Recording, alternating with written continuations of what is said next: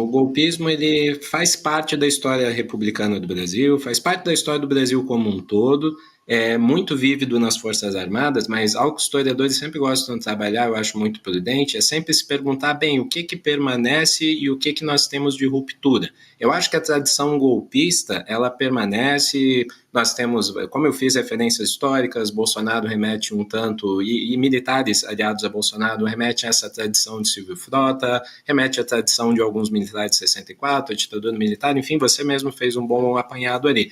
Mas eu acho que tem um elemento novo que esse sim precisa ser extremamente, como é que eu posso dizer, levado em consideração, que eu antes ouvi o Calejão falando ali sobre 64, eu acho que nós temos uma diferença assim que precisa ser assim jogada à luz do dia em relação a 64. 1964 não é um movimento com grande apoio popular. As pesquisas da época demonstram que a grande maioria da população brasileira gostava das reformas de base e via com bons olhos o governo de João Goulart. Não era uma aprovação acachapante, como Lula chegou a ter 87% de aprovação. Não, mas João Goulart tinha uma boa aprovação da população brasileira. Então, o que eu quero dizer? Esse golpe que foi foi concretizado em 64, ele se dá um pouco à revelia da participação popular e a nossa ditadura militar, ela não acredita na participação popular, ela não incentiva, nós não temos, digamos, os militantes da ditadura militar, um movimento muito organizado na sociedade brasileira que defende a unhas e dentes Ernesto Geisel, Médici, não, porque esses militares da nossa ditadura militar, os generais, eles não gostavam do povo de qualquer forma. Nós estamos falando de um novo movimento agora, desde que Jair Bolsonaro, o bolsonarismo, ao meu ver, ele tem uma característica que é fascistoide, daí sim essa palavra tem que ser utilizada, acho que à luz do dia também.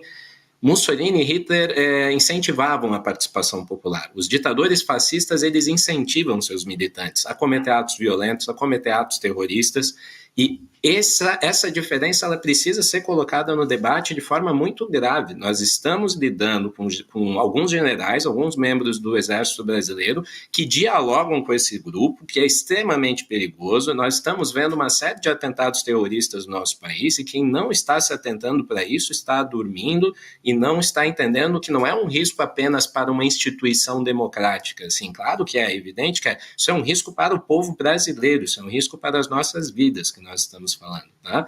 Então, caso nós caminhemos, essa nova realidade se concretize, um dos grandes medos que eu tenho é justamente a quantidade de atos terroristas que nós podemos ter, o nível de violência que isso pode ter. Se a ditadura militar já foi violenta, e ela foi extremamente violenta, eu não sei o que a gente poderia ver nesse novo sentido, porque esse novo golpismo, nós nunca tivemos um golpe fascistoide de fato na história do Brasil.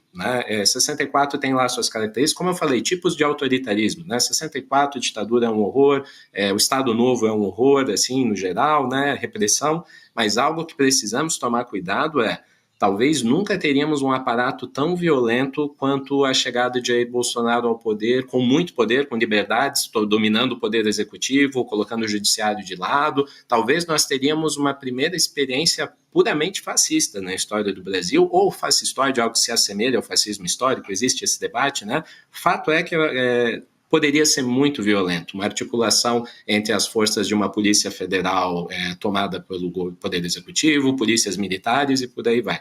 Então, é isso que mais me preocupa nesse momento.